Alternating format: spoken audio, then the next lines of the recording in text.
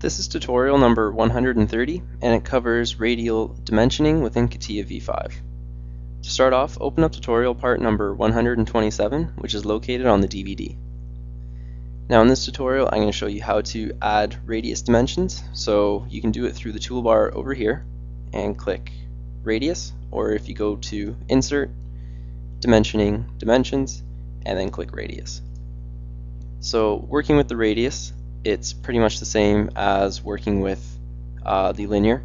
So say I want to know the rad of this circle here, just click it and pull it out, and now you have the rad. Now I'm going to do the same to the line in there. I'm going to click this line, and I got the rad for that guy too. Now you can see that where the centering point is, and you're able to move these guys around any position that you want. Now if you move it in a position such as this, it's also going to draw in the arc that it's measuring about.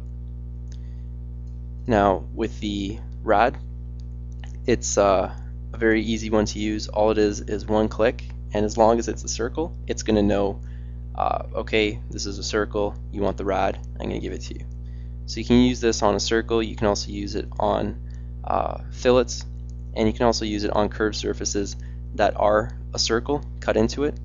It's not going to do it to, say, a parabola or a long curve that has a changing radius.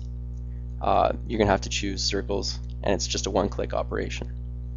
And that concludes our tutorial on the radial dimensions within Catia V5.